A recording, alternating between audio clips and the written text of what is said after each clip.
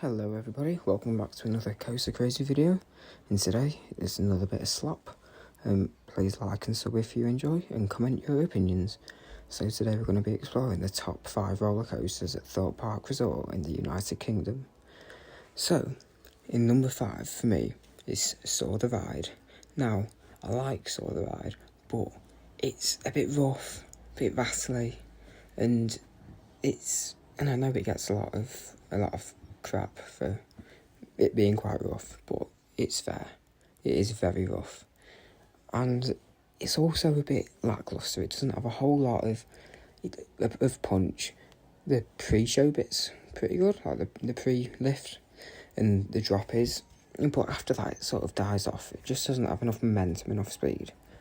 So yeah, that is my number 5 ride at Thorpe Park.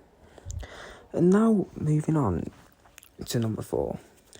It's Nemesis Inferno, which everyone knows is the worst Nemesis. So, why do I still rate it above Soar the Ride? Well, it gives a smooth, classic B&M roller coaster ride, which you've got to appreciate.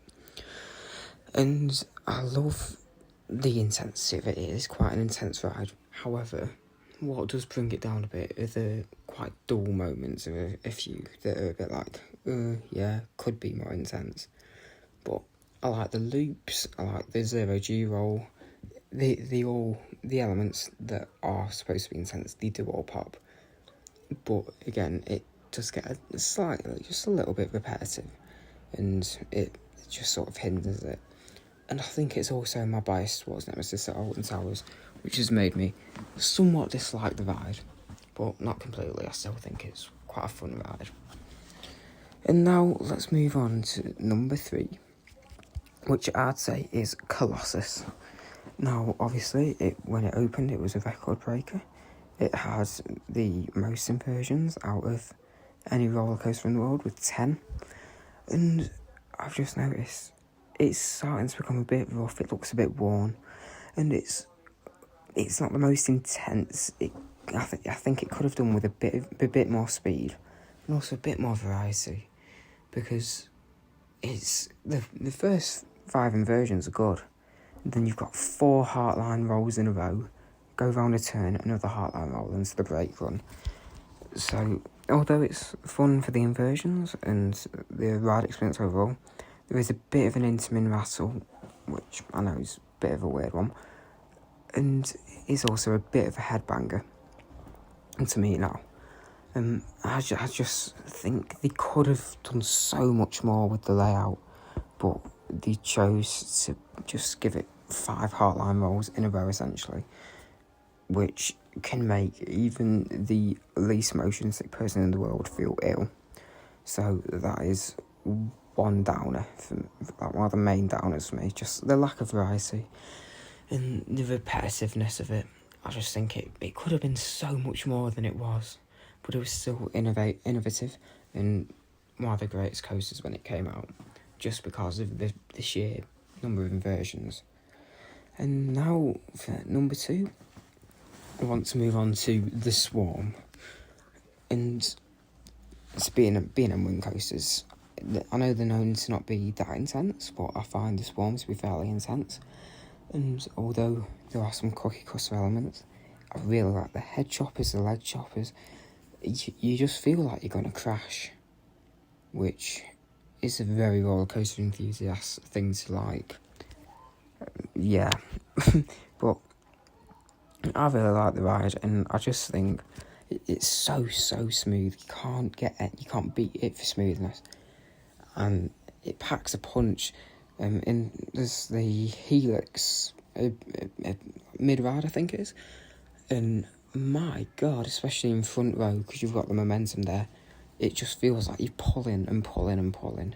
And I know quite a lot of people grey out there. I didn't, but I really like the intensity. And I don't grey out, especially like a whole lot. Especially on the Helix and Nemesis, which is really intense. That didn't make me grey out. So yeah. For me, Swarm the Ride, definitely second best ride at Thorpe Park. It just does so much with the budget that Thorpe had. And it's probably the reason we've had to wait so long for a new one after that.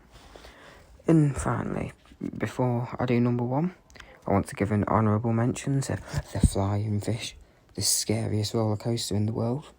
Anyway, number one is Stealth. Now, controversial. It's got, I think, 12 or 13 seconds of prime ride time, depending on how it's running.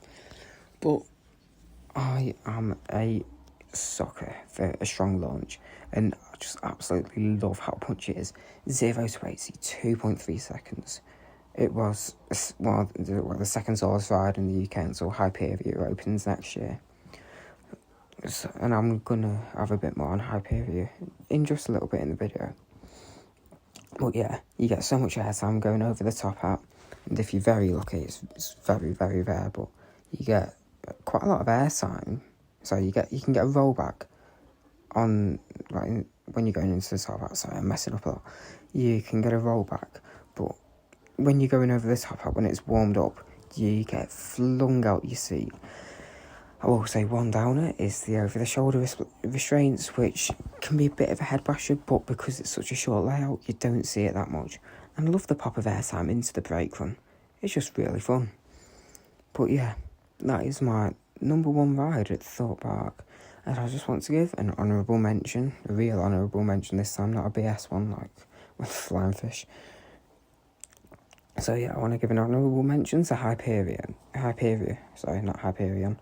I made that mistake in my last few videos. This is probably going to be the best ride at Thorpe Park, and potentially the best ride in the UK, behind maybe Nemesis and Icon. But I think it will probably be Icon, just because it's more intense. So this is going to be the tallest and fastest roller coaster in the UK, and I can't wait for it to open. I'm dead excited to get on, and especially with the drop in the huge Outer Bank turn that goes into like a sort of dive leap, I think it is. Might be wrong, but I can't wait. It's going to pack so much punch for what it is, and I'm very excited. Sorry, I'm gushing over it. But yeah, it's probably gonna be the best ride just because of the sheer intensity and the fun of it. So yeah, I think that's going to wrap up my video on the top 5 roller coasters at Thorpe Park, with the honourable mention, obviously. If you enjoyed the video, please like and subscribe. I hope you have a wonderful day, and comment your opinions below. Tell me if I'm an absolute idiot for ranking these as high as I did, but thank you very much. Have a wonderful, wonderful day.